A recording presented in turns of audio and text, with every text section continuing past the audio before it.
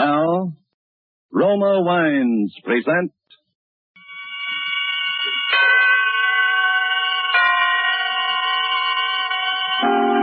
Suspense.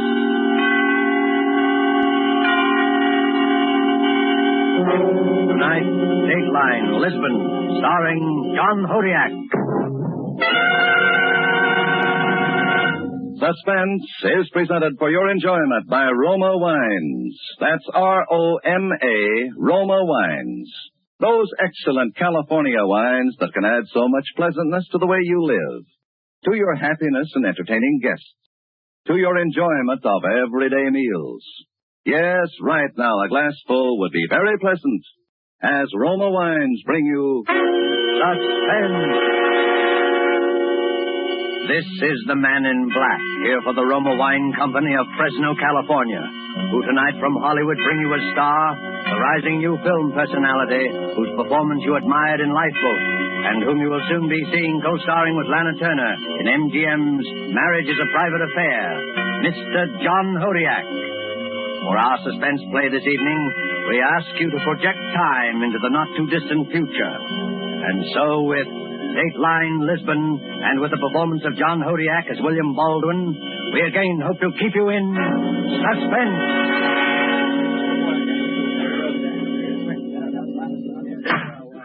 Your name? William Baldwin. Occupation? I was a foreign correspondent. At the time, that is, of the murder with which you were charged? Around that time, yes. I see. Now, Mr. Baldwin, would you be good enough to tell the court where you were on October the 5th, 1944? I was in Lisbon, Portugal. Can't you be more specific? Look, when you say I was in Lisbon during the invasion, you've told most of your story right there. You know the place. Yes, we know it. I should say that at one time or another during the course of the war, most of us here had occasion to pass through that port. That was the big way station, all right. The neutral terminal for the boys who worked for the Allies, those lined up with the Axis. You'd see a crowd from the Soviet, anxious to get back to the Eastern Front and the sound of the Internationale. You'd see right behind them, maybe, a delegation of Nazis, glad to be away from any front and sick of the Horst Wetzel song. The lads from London with their briefcases and striped trousers and ruled Britannia very clear in their ears. They were there, too. So were the guys from Warsaw. The clothes getting a little threadbare, but the Polonaise sounding as fresh and strong as it did 4 years before. And the French. Not the Vichy'ites, but the ones who might be at the very next table, the free ones, who never stop hearing La Marseillaise. Brass hats, underground agents, refugees, and heels. That was Lisbon.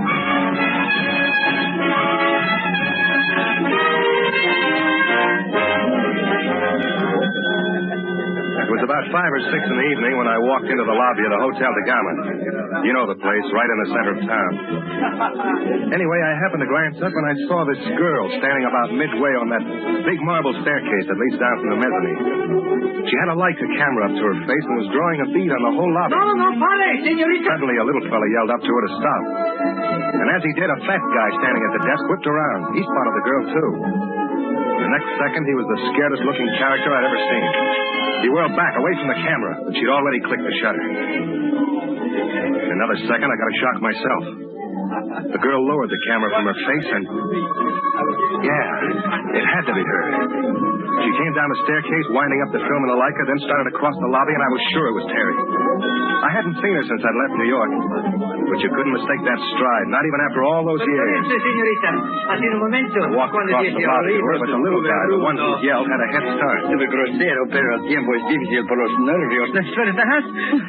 you say so, senor. But I haven't the faintest idea what you're talking about. American. 3,000 pardons, Mrs. I simply wish to apologize for my outburst.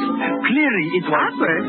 I'm sorry, senor, but I don't get it, even in English. It was when you were on the staircase. He yelled at you. At me? But what on earth for? I don't think he wanted you to take that picture. Are you serious? Why should... No. Hello, Terry. Bill Baldwin. It must be... 12 years. I didn't mean that. I mean, since I've even heard about you. I've heard about you, though. You've been doing all right. I've been busy. Terry Moore covers the Burma front. Terry Moore turns candid camera on Allied leaders. Terry Moore shoots Parade Magazine Picture of the Week. You've been getting more publicity than Hitler.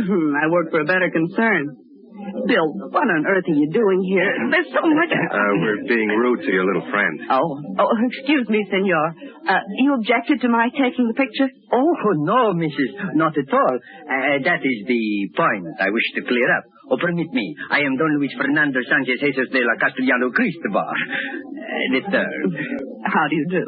But my friends call me Mosca. I can understand why. Yes. Mrs., I should very much like to buy that picture. Buy it?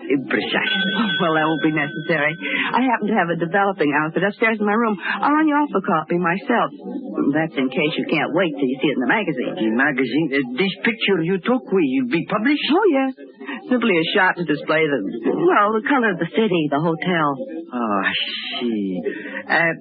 Mrs., this may at first appear to be a somewhat extraordinary request. The fact is, I am a great admirer of your work. Oh. And I wondered if perhaps... You could have the original, the negative. Well, yes, senor. I did have that in mind. Oh, do not be concerned. I'm quite prepared to go as high as, let us say, $5,000 in cash. Oh, come now. Well, then let us say 10. What is this, a rib? Oh, no, Mrs. It is an offer. $10,000? You know something, senor? You're insane. But I'm not, and I'll take it. Wait a second, Terry. I don't think I do that. Forgive me, but my proposition was the Mrs. only. You could put it more plainly. Now, listen, you don't think he wants to pay a silly price like that for just a good view of the lobby? He could get that on one of those penny postcards around I here. don't care what he wants it for. All I know... You don't care what he wants it for because you don't even know what's in it. For all you know, you've got the hottest picture of your whole career right in that camera of yours. Mrs., it is necessary that we complete the trade without any further discussion. $10,000 in exchange for the negative. That is correct. If you don't mind, senor, perhaps I had better think it over for a while. I'm afraid that will not be possible. The offer is good only now. Then, adios, senor. Well, let us trust you are making no mistake. Hasta la vista, Mrs. Buenas noches, senor. Well, was that stupid enough to suit you? $10,000 right down the drain. How'd you like to make 50? Huh? I said, how'd you like to make $50,000? There's another guy around here who'd go for that negative. A fat fella. He was standing over there by the desk, right in the center of your camera when you clicked the shutter. I never saw I did. And I saw him try to dodge. From where I was standing, it looked like a $50,000 dodge, too. Why, you rot. You were holding out for a bigger price, a bigger cut for you, I suppose. Do you believe that? Oh, I don't know. After all, I haven't much to go on, have I? 12 years is a long time. How do I know what you're like now? What you've become? I mentioned the fat man, Terry, because I think that picture's more important than you'll be willing to believe. Bill, listen to me. I want to know what happened to you. Your articles, your pieces about Europe, they just stopped. So did your letters. Well, there's something you've got to understand, Terry. Your pardon, please. Senorita Moore? Yes, I'm Terry Moore. Yes, you are wanted at the front desk, please. Front desk? What for? I do not know, senorita. If you will follow me. Want me to hold your camera? Thanks, but I think I'll feel better taking care of it myself. Okay, Terry. Hurry back. I'll be right here waiting for you.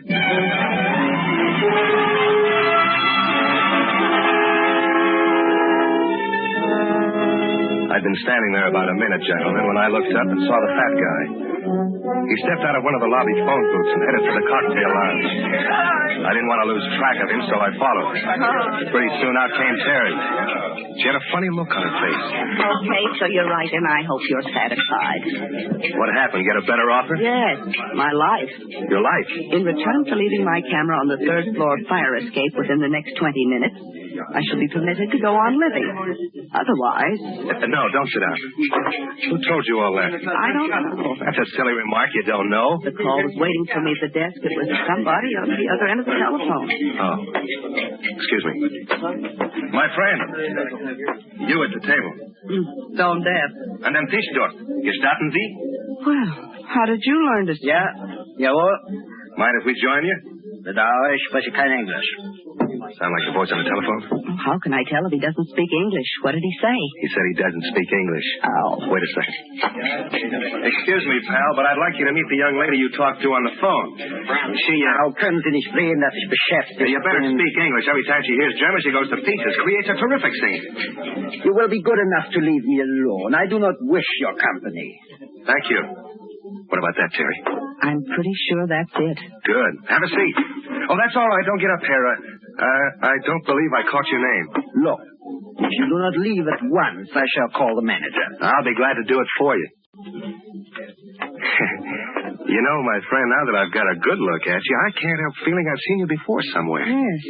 Yes, I was thinking the same thing. Lady Fräulein, you are very much mistaken. Oh, not with photographs, I'm not. I've studied too many of them.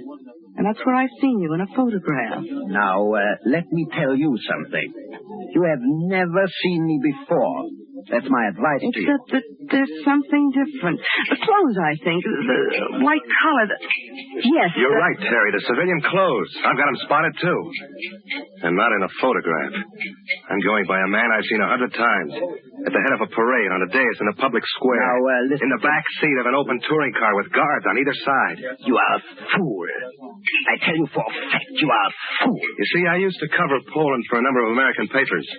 And you granted me an interview once. Bill, he isn't The General? Yes. General von Klaus, one of the most prolific executioners the Fuhrer ever had. What stupid people you must be. Why did you not stop when I advised you? Don't you see? There's nothing I can do now except take the Fräulein's camera and kill the two of you. Now, look, I happen to have a gun, too, so you can put that thing away. Anyway, you're not crazy enough to kill us here. No, senor. He is not that crazy. Mosca. You will please put the gun away. But you will put the gun out of sight. So, you will now follow me from this room. No, I will not leave these people and permit them quiet. Do you want to bring everyone to this table? Do you wish a special spotlight for yourself? Oh, listen to me. I am the one in danger. I am the one in charge. You will do as I tell you to do. Or you won't get him out of Europe? You see, he knows. All right, shut him out. Well, what are you charging him, Mosca? Every cent he ever stole? It's worth it, you know. If the Poles knew this character was here, they'd tear him limb from limb. You talk a great deal, senor. Von Klaus, you will please get up from the chair. Now, you must understand that nothing can be accomplished so long as we are here. We shall continue our negotiations with these charming people at some other time and place. At the German embassy, let's say? No. How would you like that, Head General? My friend, you first must get to the embassy. Again, Mrs. Hasta la vista and adios, senor. The German embassy, Bill. But he's a Nazi, a big one. That's right, and he's also taking it on the land. The final squeeze is about to begin, and the general's deserting his post. The Germans would kill him as soon as the Poles. That's why he can't afford to have us talk. And Mosca can't afford to lose his feet. Oh, Bill, what'll we do? You heard what he said. They'll be watching every exit the rest of the night. Good. Meanwhile, we'll go dancing. Dancing? Yep. Across the floor to that door on the other side of the band. And we're going to slip through that door, up the service stairs, and into your room. My room? That's right. And you're going to develop the general's picture.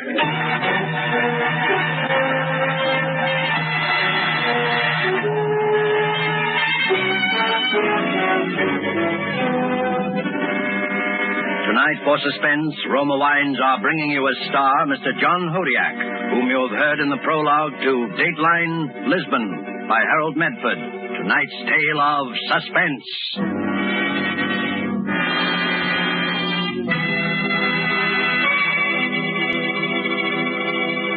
Yes, it is true that our own wonderful vineyard country in California produces in Roma wines that discriminating people in many foreign lands esteem as an imported delicacy. Yet you here at home can enjoy these distinguished Roma wines for mere pennies a glassful. Daily with your meals or when entertaining or any time, you can delight yourself and your guests with the wonderful taste that comes from age-old winemaking traditions perfected by modern knowledge.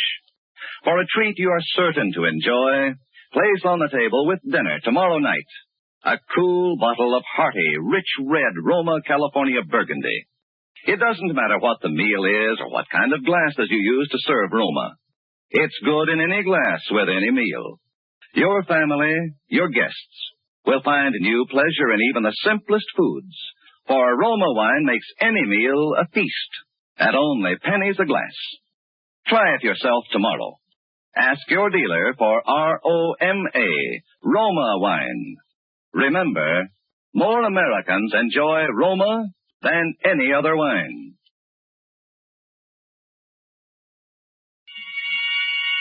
And now it is with pleasure that we bring back to our sound stage Mr. John Hodiak as William Baldwin, a man on trial before a jury of his peers in Dateline, Lisbon. A tale well calculated to keep you in suspense.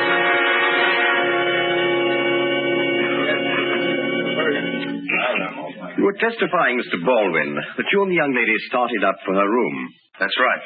The rear way, up the service stairs. I see. Mr. Baldwin, since you've already admitted the murder, are you sure there's a need for such detail? I wanted you to have your record straight. There isn't much more of it, though. Very well. And so you got the girl up to her room, eh? Yes. I remember very clearly. We stepped into her room. I shoved the bolt across the door. She switched on the light.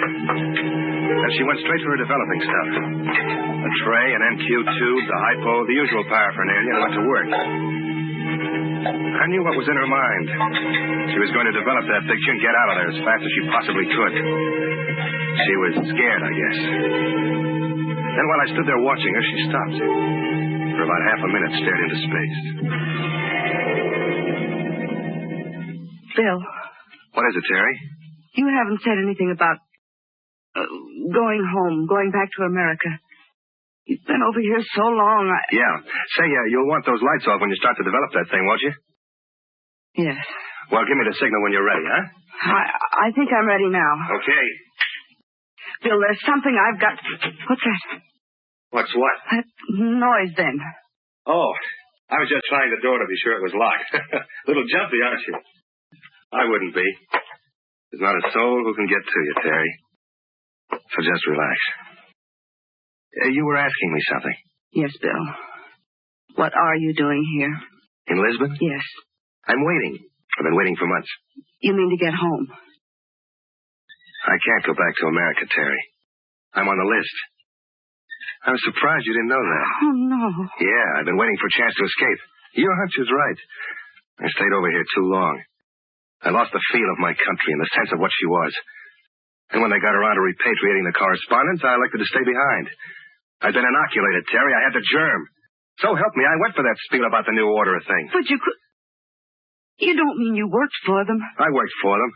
There were 1,000 things a guy in my position could help them with. And now that the heat's on, now that the walls are beginning to melt, you're making your getaway. That's right. Before the courts come to session and the sentences are handed out. A traitor. A coward. You and Von Klaus, you're cowards, both of you. You're two of a kind. Yeah, we ought to make fine traveling companions. South America, I imagine. Oh, he and Mosca don't know it yet, but that's how it's going to work. You see, the way I look at it, if Mosca can arrange an escape from Von Klaus, he can certainly arrange one for me. You got the money to pay for it, huh? No, but I've got the picture. Your picture. If that thing's published and if the story gets out, the Senor's Underground Railroad is dead. He'll make a deal for that picture, all right. Let's not worry about that. No, Bill. Surely you understand I'm going to tell this story, every part of it. Oh, I was afraid you'd feel that way. I'll have to make sure you don't. Oh, I see. All right. But you're not going to get this. Terry, get away from that picture. The door. Somebody's opened the door. Baldwin, the picture. Do you have it? Von Klaus. It's safe, General. And put away. You'll find the light switch there by the door, left side. And Mosca. But that door was locked. How did you open it? We didn't, Mrs. We opened this door. The closet. Then you were there all the time. You were listening. We were there when you entered the room. And you've already heard my proposition. What do you say, Mosca? Is it a deal? But of course, senor. Of course. And now, if you will turn over the photograph. Yes, senor? You get the photograph when I'm on my way with Von Klaus with the right kind of passport and tickets. Incidentally, how soon can you get me those? I'm in something of a rush. I understand, senor. Would tomorrow... Let's say tonight, in about 30 minutes, in the lobby. Look, why the hesitation? It's very simple. I've got the photograph and I've got a gun. What'll it be? You must know the answer, senor. It is a deal. Okay. You can leave now. I've got some work to do. Very well. It shall be as you say, senor. 30 minutes from now in the lobby.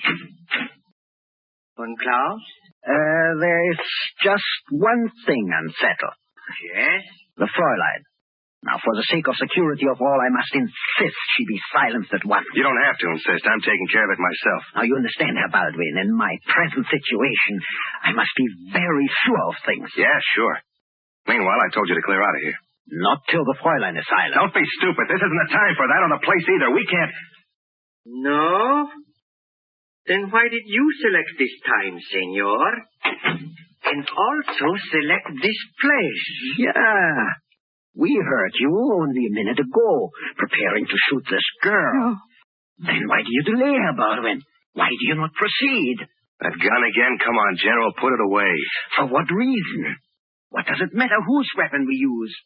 And, why don't you make me put it away? He has no weapon.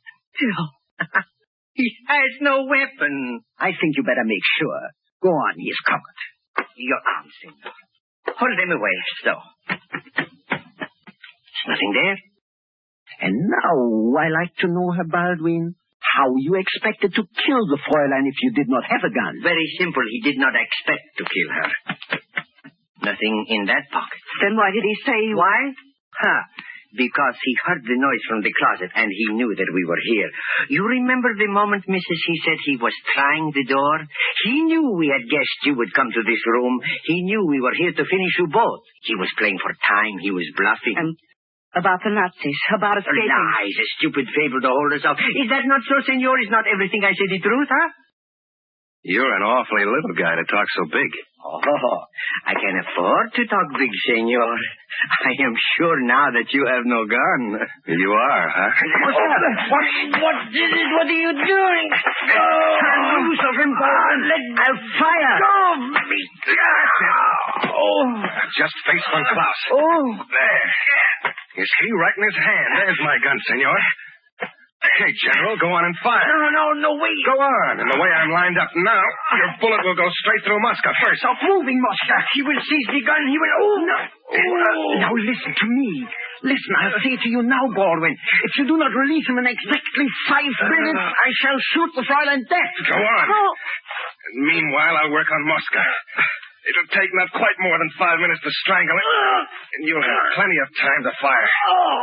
But the chances are great you'll hit him. And he's your only means of escape. Take your hands from his throat. You're one single lifeline, von Klaus. He's the only guy who knows the ropes and his time is running out. Now, wait, listen. We can make some arrangements. All right, von Klaus. Put your gun on the table. We'll go on from there. No, the gun, no.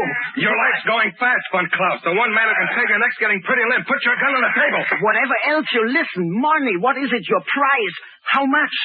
Oh, my God, stop. There. It's on the table now. Let him go, Baldwin. Please, let him go. Carry the gun. Yes. Here, Bill. Here it is. Thanks. He'll be okay in a minute. But the gun, what are you? Never mind that. Just tell me your full name. I do not understand what... Answer the question. What's your full name? Maximilian Reinhard von Klaus. Occupation? What do you know? Occupation, I said. What's your occupation? I was divisional commander of police for the district of Warsaw in Poland. At the time, that is, of the slaughter. The, slaughter? The mass executions of May 9th in the year 1940. When your men at your order went into the homes of those who weren't cooperative enough and machine-gunned the women and children. What is this? You're standing trial for murder. Standing trial for... You are mad. There can be no trial. There's no judge. I'm the judge, von Klaus, and those two the jury. Terry Moore and Mosca. But our arrangement, you said if I put the gun on the turned table... loose of your little pal. Well, I did. That was our only arrangement. And now I want to know how you plead, guilty or not guilty, for the execution of those families. Those families? How would I know those families? You wouldn't know, but I would. That's been my business all these years. Gathering the names of victims. Keeping records on murderers like you. Baldwin, wait, give me a chance. Chance? Those Poles didn't even have a trial. You had them shot in cold blood without even passing sentence. But you're getting all of that, von Klaus. You're really getting the works. But you must understand, those measures are... Look, I will show you. It's a matter of administration. Did you or did you not have those people killed? I'm trying to explain to you. It was military expediency, the entire procedure. It's part of the war. It has to be done, I'll tell you. In other words, you did. Yes, but... That's all I wanted to hear. Your verdict, Terry, what is it? I say the man is guilty. Mosca's not able to vote right now, so I'll have to do it for him. And I say you're guilty, von Klaus. So for the crime of multiple murder, I sentence you to death. No. And may God have mercy on your soul.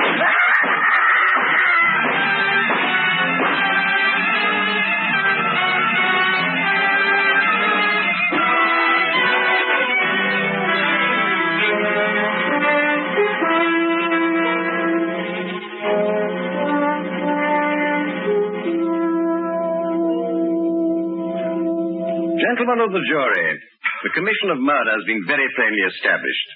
So in the case of the World Democracies versus the defendant, William Baldwin, what will your verdict be? Your Honor, we find the defendant guilty. And direct that he be freed at once to receive the court's commendation.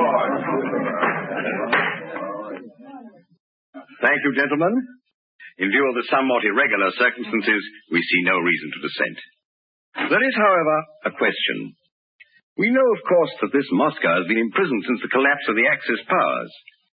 But that picture, Mr. Baldwin, Terry Moore's photograph of von Klaus, whatever became of that?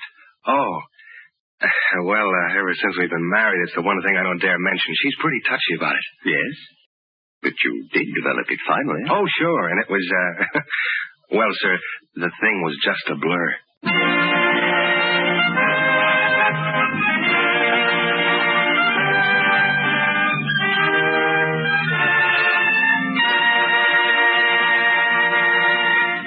And so closes Dateline Lisbon, starring John Hodiak. Tonight's study in Suspense. Suspense is produced and directed by William Spear. If you are one who does not yet know how much and how delightfully Roma wines can add to your meals, well, let me urge you not to miss out any longer on such a treat as this. There's nothing complicated about it. Just get and serve Roma wine with meals or any time in any kind of glass you wish. Try the many different kinds of Roma wine until you find those you like best of all. Try Roma California Sherry with its wonderful nut-like flavor as an appetizer. Then hearty Roma Burgundy or the deliciously delicate Roma Sauterne with the meal. These superb wines make even the simplest meal a feast. Yet they cost you only pennies a glassful. Get some tomorrow. And if your dealer is temporarily out of Roma, please try again soon. Ask for ROMA, Roma wines. Remember, more Americans enjoy Roma than any other wine. Our government wishes us to pass along to you an important reminder. Winter is just around the corner, a winter in which every kind of fuel for home heating will be extremely scarce. It is to your essential interest to ensure fuel savings right now. Arrange for your fuel supply immediately. Check all your heating equipment now. If possible, protect yourself against the loss of heat by seeing to proper insulation, storm sash, and weather stripping. If you don't prepare now for heavier weather, you may be in for a cold, uncomfortable winter. Next Thursday, same time, you will hear Mr. Reginald Gardiner as star of Suspense. Presented by Roma Wines, ROMA. Made in California for enjoyment throughout the world.